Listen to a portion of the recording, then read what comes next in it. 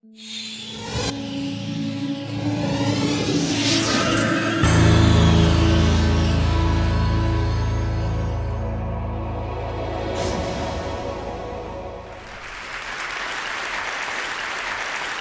I just want to tell you my story. I spend a lot of time teaching adults how to use visual language and doodling in the workplace.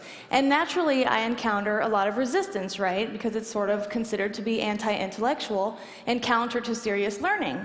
But I have a problem with that belief because I know that doodling has a profound impact on the way that we can process information and the way that we can solve problems. So I was curious about why there was a disconnect between the way that our society perceives doodling and the way that the reality is. So I discovered some very interesting things. For example, there is no such thing as a flattering definition of a doodle. In the 17th century, a doodle was a simpleton or a fool, as in Yankee Doodle. In the 18th century, it became a verb and it meant to swindle or ridicule or to make fun of someone. In the 19th century, it was a corrupt politician, and today we have what is perhaps our most offensive definition, at least to me, which is the following. To doodle officially means to dawdle, to dilly-dally, to monkey around, to make meaningless marks, to do something of little value, substance, or import, and my personal favorite, to do nothing. No wonder people are averse to doodling at work. It's totally inappropriate. Additionally, I've heard horror stories from people whose teachers scolded them, of course, for doodling in classrooms, and they have bosses who scold them for doodling in the boardroom.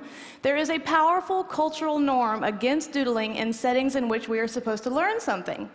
And unfortunately, the press tends to reinforce this norm when they're reporting on a doodling scene, of an important person at a confirmation hearing and the like. They typically use words like discovered or caught or found out, as if there's some sort of criminal act being committed. And additionally, there is a psychological aversion to doodling. Thank you, Freud. In the 1930s, Freud told us all that you could analyze people's psyches based on their doodles. This is not accurate, but it did happen to Tony Blair at the Davos Forum in 2005, when his doodles were, of course, discovered, and he was labeled the following things. Now, it turned out to be Bill Gates' doodle. And Bill, if you're here, nobody thinks you're megalomaniacal. But that does contribute, right, to people not wanting to share their doodles. And here is the real deal. Here's what I believe. I think that our culture is so intensely focused on verbal information that we're almost blinded to the value of doodling. And I'm not comfortable with that. And so because of that belief that I think needs to be burst, I'm here to send us all hurtling back to the truth. And here's the truth. Doodling is an incredibly powerful tool, and it is a tool that we need to remember and to relearn. So here's a new definition for doodling, and I hope there's someone in here from the Oxford English Dictionary because I want to talk to you later. Here's the real definition. Doodling is really to make spontaneous marks to help yourself think. That is why millions of people doodle.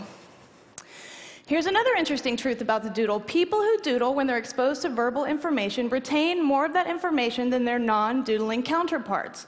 We think doodling is something you do when you lose focus, but in reality, it is a preemptive measure to stop you from losing focus.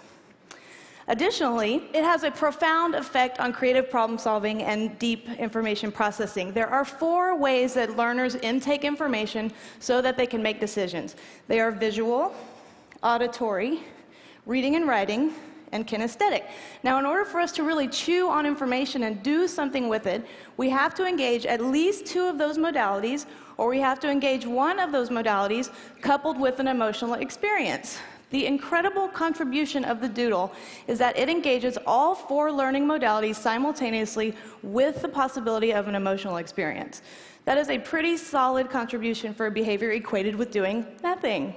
This is so nerdy, but this made me cry when I discovered this. So they did anthropological research into the unfolding of artistic activity in children, and they found that across space and time, all children exhibit the same evolution in visual logic as they grow. In other words, they have a shared and growing complexity in visual language that happens in a predictable order.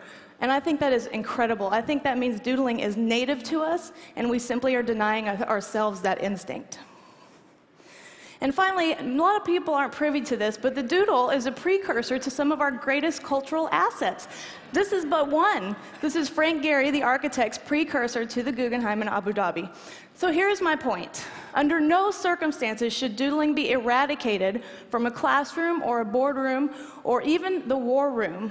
On the contrary, doodling should be leveraged in precisely those situations where information density is very high and the need for processing that information is very high. And I will go you one further. Because doodling is so universally accessible and it is not intimidating as an art form, it can be leveraged as a portal through which we move people into higher levels of visual literacy. My friends, the doodle has never been the nemesis of intellectual thought. In reality, it is one of its greatest allies. Thank you.